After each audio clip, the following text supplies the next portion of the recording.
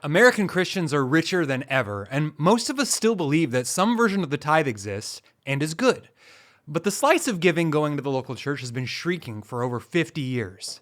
In 1968, church members gave a little over 3% of their income to the church, but by 2019, it was less than 2%, which is an even lower percentage than during the Great Depression. If the mission of the church is the most important activity that exists, and Christians are wealthier than ever, then why are we giving less to our local churches? Have we suddenly stopped believing in the mission of the church and that the preaching of the word is the power of salvation? I don't think that's it. Maybe partially, but there is something going on here.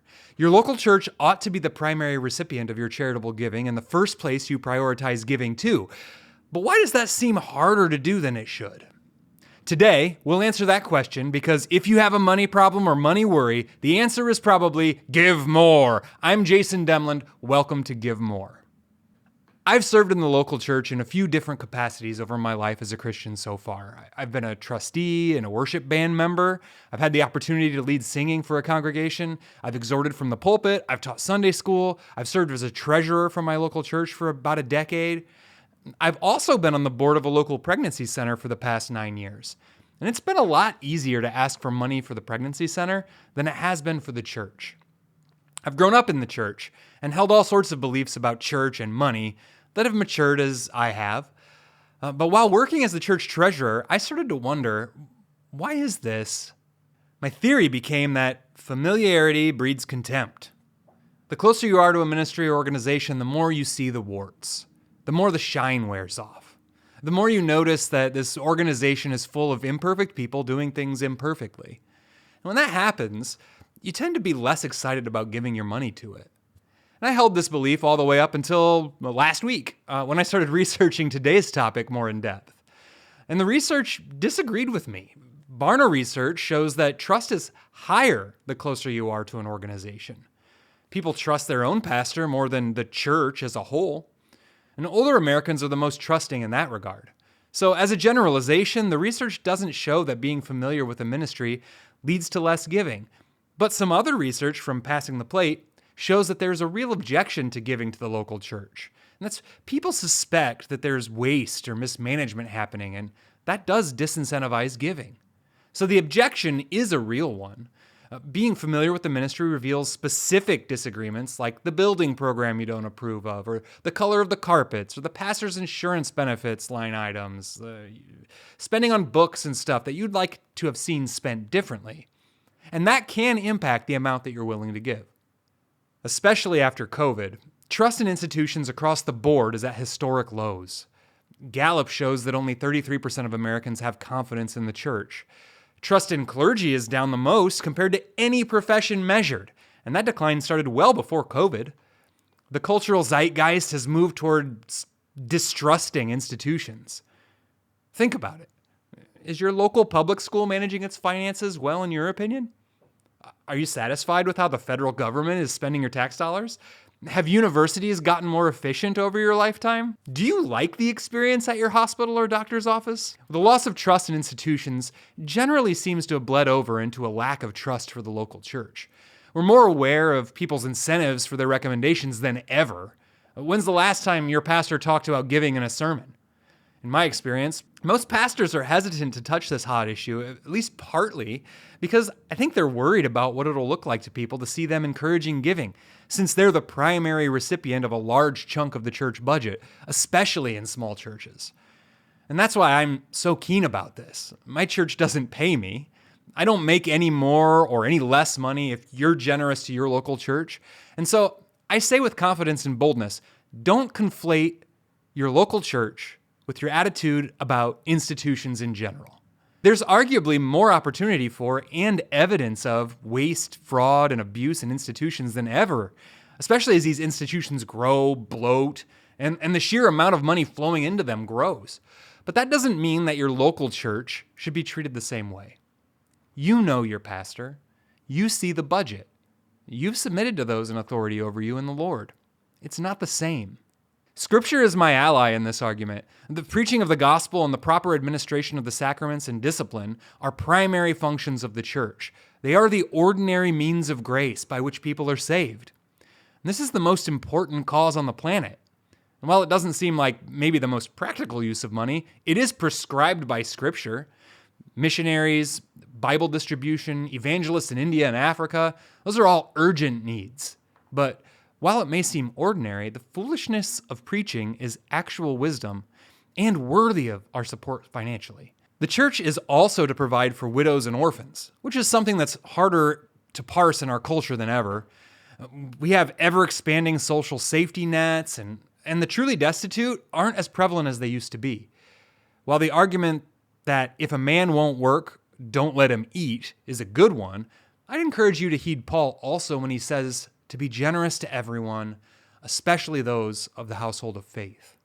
While we enjoy luxuries nobody in history has really known like we do we see those as ours by right, while those less well-off in our congregations are getting their just rewards? I think we ought to help elevate our brothers and sisters however we can. The church is the primary means of charity, and historically has been so. In Dominion, historian Tom Holland shows that the first hospital was started by Basil in the 4th century, and the rescue of abandoned children was happening around then as well. The church built hospitals, built schools, built orphanages before anyone else, and should continue doing that kind of stuff. When taxes are increasing, this does kind of seem like an extra burden, and there's a temptation to outsource it. Isn't our tax money going to take care of that? Well, that's why I'm so passionate about paying less in taxes and giving more to your local church. The state isn't as good at taking care of body and soul as the church is, and it's our responsibility to make sure the church has the resources to do it. Pastors are underappreciated. Sure, some of them are famous.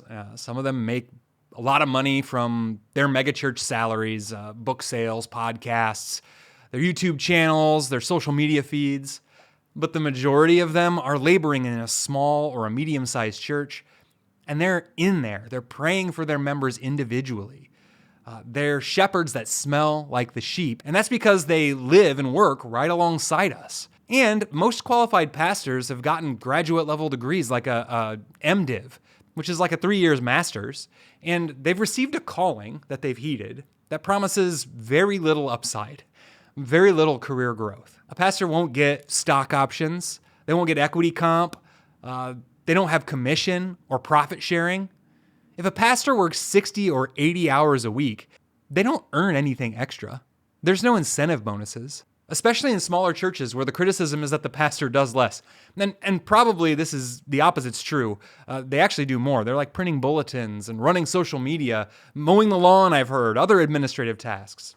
But in a small church, they're likely to make $45,000 to $75,000 a year. Now compare that to the average teacher making $74,500 a year, plus additional pensions and benefits that the pastor doesn't have. It seems like we're happy to keep pastors destitute, as if that somehow makes them more humble or qualified. But do you apply that same logic to your kids or to your grandkids? Don't you want your family to have reliable transportation, modern conveniences, nice clothes, nutritious and delicious food, some of the same luxuries that we enjoy on a regular basis? Being a pastor is an exceptionally high calling, and one worthy of our respect and honor, not just socially, but financially as well. Pastors need to be cared for. And while there are instances of pastoral abuse where pastors have lorded their power unjustly over their congregations, it's far more common for members to abuse their pastors. Nearly every pastor I've talked to has a few stories about them being the recipient of abuse.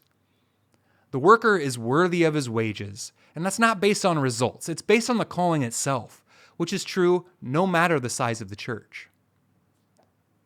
So, what do you do about it? Well, I'm imploring you to give more. Give to your church first in all your giving. Try to reach that 10% floor of giving with all of that going to your local church. Then everything above that, give to extra initiatives that your church has or that your church supports. Give the 10% above the 10% to parachurch organizations, to secular charities, individuals that you know are in need. That's the order.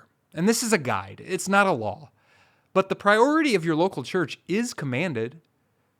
There's not a set amount or a percentage, and giving even all that you have, like the rich young ruler, isn't going to save you. Rather, because you've been saved by grace through faith, you give generously and joyously to the bride of Christ that you're a part of. Not to earn any of that, but because you're grateful for it. Remember, when Jesus looks at the church and he sees the same things that you see, some inefficiencies, maybe some waste, definitely sinners working together, he also sees a bride that he has made perfect. And this is what we should be laboring for. It's not just for the church, but for the world. The church sends missionaries, feeds the hungry, advocates for the poor. Change your heart or change your church. Now, if your church isn't a true church, and by that I mean it isn't preaching the gospel, isn't administering the sacraments rightly, isn't exercising church discipline properly, then maybe you do need a change. But if the reason you're not giving is because you don't see the ROI and because of differences of opinions on line item spending in the church, then you need a change of heart. And you can actually do something about your confidence in the church too. So read the budget, go to the congregational meeting, ask questions, talk to your elders about your concerns. I think you'll probably find fellow believers doing their best to steward what the Lord has given them for his glory, albeit imperfectly. And I've been there. I'm passionate about the local church. Ask my pastor. I give my opinion. My local church doesn't do everything the way that I think it should. And I've been tempted to reroute giving because of it. I've even done it without thinking. I needed a heart change. You might too. You will never outgive the giver, the one who gave his son. He gave the church to you and you to the church. So give gladly, not because the church has earned it, but because he has. Soli Deo Gloria.